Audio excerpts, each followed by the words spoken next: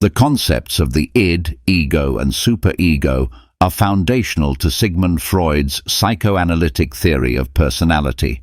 Freud, a pioneering neurologist and the father of psychoanalysis, proposed this structural model of the psyche to explain human behavior, emotions, and decision-making processes. According to Freud, the human mind is divided into three distinct but interacting components: the id, the ego, and the superego. These elements work together, often in conflict, to shape our thoughts, actions, and interactions with the world.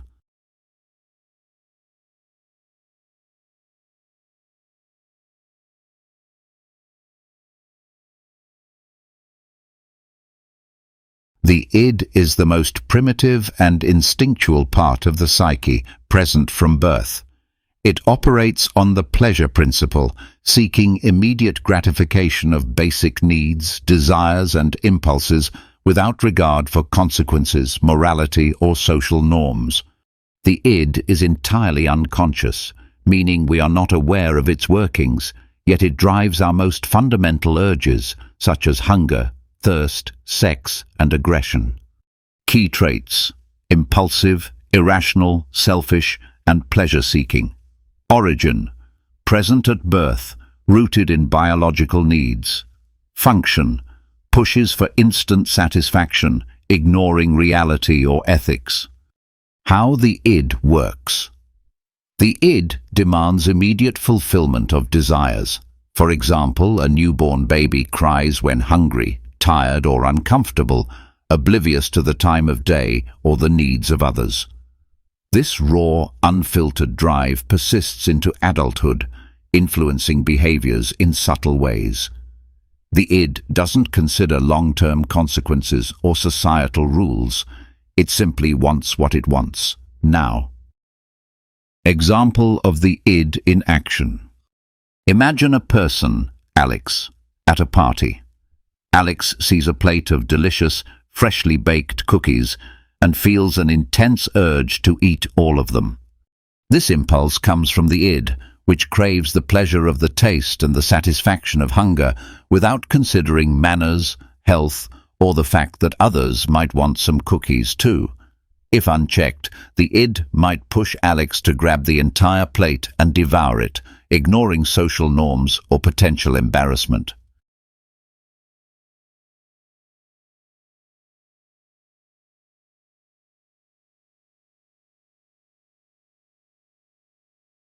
The ego develops in early childhood, typically around age 2 or 3, as a response to the id's unrealistic demands and the realities of the external world. Operating on the reality principle, the ego seeks to satisfy the id's desires in ways that are practical, safe, and socially acceptable. It resides primarily in the conscious mind, but also operates in the pre-conscious, bridging the gap between the id's impulses and reality. Key traits: logical, realistic, and adaptive. Origin: emerges in early childhood to manage the id. Function: balances the id's demands with reality and societal constraints.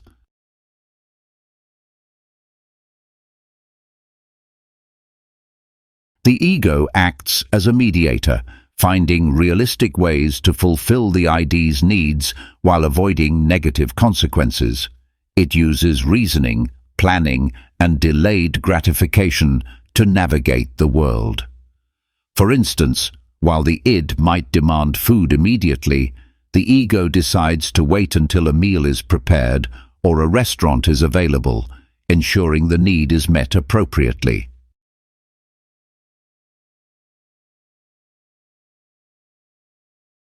Returning to Alex at the party, the ego steps in to temper the id's impulse to grab all the cookies. Instead of devouring the entire plate, Alex's ego reasons, "If I take just 2 cookies, I can enjoy them without looking greedy or upsetting others." The ego considers the social context, the availability of more cookies later, and the potential for judgment, guiding Alex to a balanced, socially appropriate action.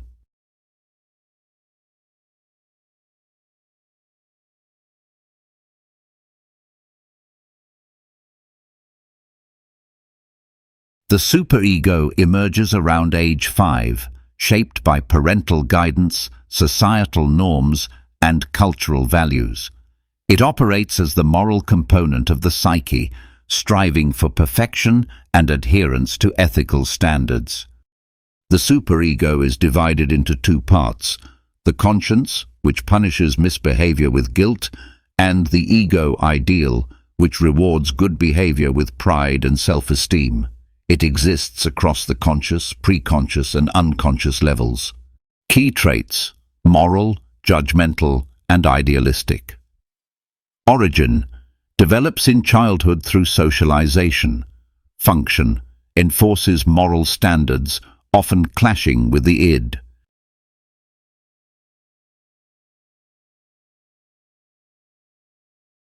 The superego acts as an internal judge, evaluating actions against learned moral principles. It strives to suppress the id's unacceptable impulses and pushes the ego to act in ways that align with societal expectations and personal ideals. For example, the superego might make us feel guilty for lying or proud for helping a stranger, guiding behavior toward what is right.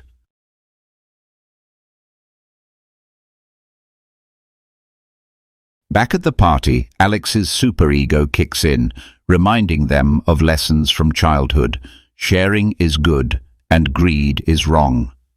The superego might make Alex feel guilty for even considering taking all the cookies, and instead encourage them to offer some to others, aligning with moral values of generosity and fairness. If Alex ignores this, the superego may trigger guilt or shame afterward.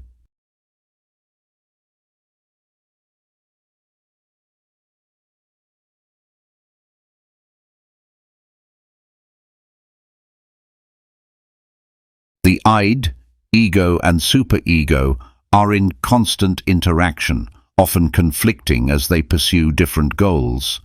The id demands instant pleasure, the superego insists on moral perfection, and the ego tries to balance both within the constraints of reality. This dynamic tension shapes our decisions, emotions, and personality. Id versus superego. The id's selfish impulses clash with the superego's moral standards, creating internal conflict.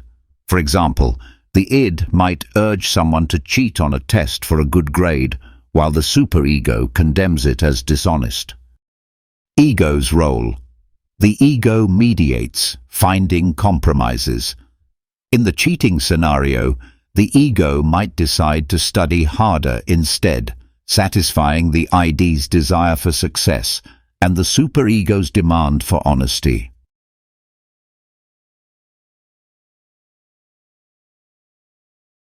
Consider Sarah, a college student facing a tight deadline for a project.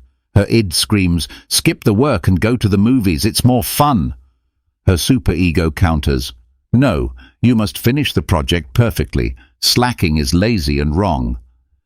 Sarah's ego steps in, reasoning, "I'll work for 2 hours now, then take a short break to relax and finish later." This compromise satisfies the id's need for pleasure, the superego's push for responsibility, and the reality of the deadline.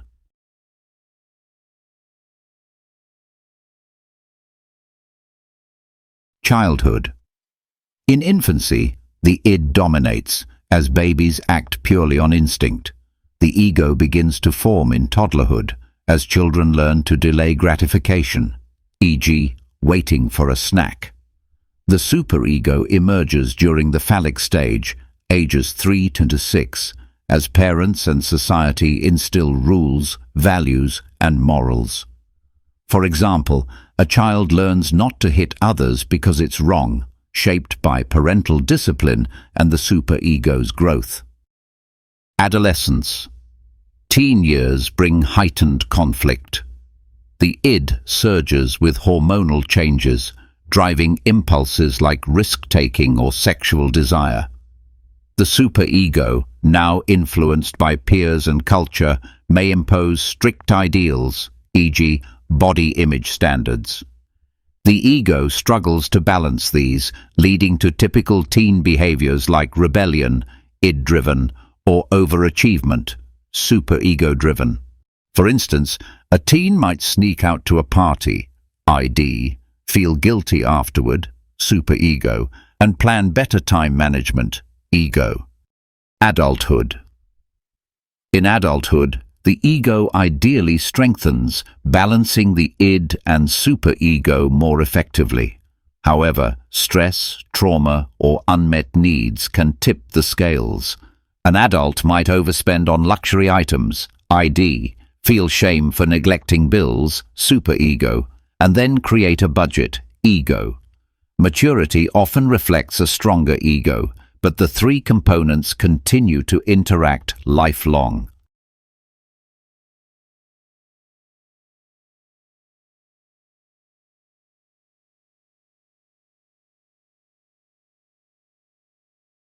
In adulthood, the ego ideally strengthens, balancing the id and superego more effectively. However, stress, trauma, the id, ego, and superego influence daily choices. Imagine John, who's on a diet but craves ice cream. His id demands, "Eat it now, it's delicious." His superego scolds, "No, you'll ruin your health goals, stick to the plan." The ego compromises, "I'll have a small scoop today and exercise tomorrow." This interplay governs decisions from eating to spending to relationships.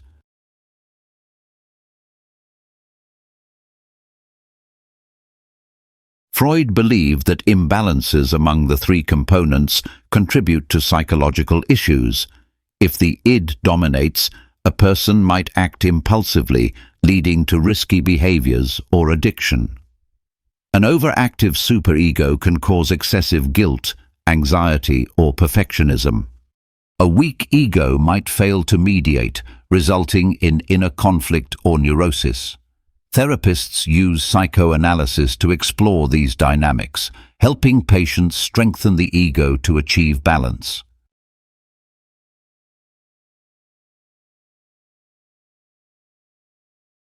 The id, ego, and superego often appear in media. In the animated film Inside Out, emotions like joy and anger resemble the id, driving immediate reactions, while characters like sadness and fear reflect superego-like restraint. Riley, the protagonist, represents the ego, navigating these forces to make decisions. This model helps audiences visualize the internal battles we all face.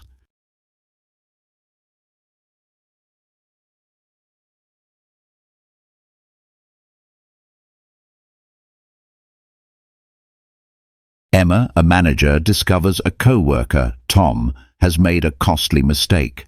Her id urges, "Fire him now, get rid of the problem." Her superego insists, "Be fair, everyone deserves a second chance." Her ego evaluates, "Tom's a good worker, the mistake was unintentional, and training costs for a replacement are high." Emma decides to coach Tom instead, balancing the id's impulsivity and the superego's ethics.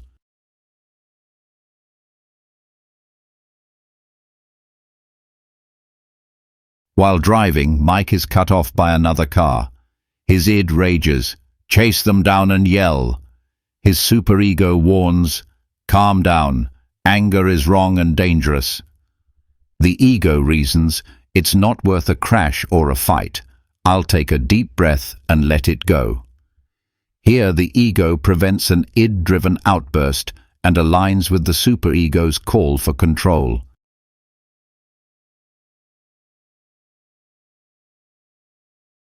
Lisa walks past a store with a stunning dress. Her id shouts, "Buy it now, it's perfect." Her superego counters, "You can't afford it. Debt is irresponsible."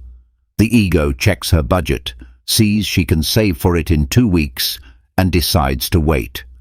This balance satisfies the id's desire, the superego's caution, and reality's limits.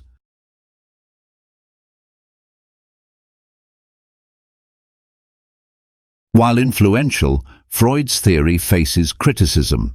Some argue it lacks scientific evidence, relying on subjective observations from therapy sessions. Others note the id, ego, and superego are hard to measure or test empirically. Modern psychology often favors cognitive or behavioral models, viewing Freud's ideas as outdated or overly focused on unconscious drives. Still, the concepts remain valuable for understanding internal conflicts and are widely used in literature, film, and self-reflection.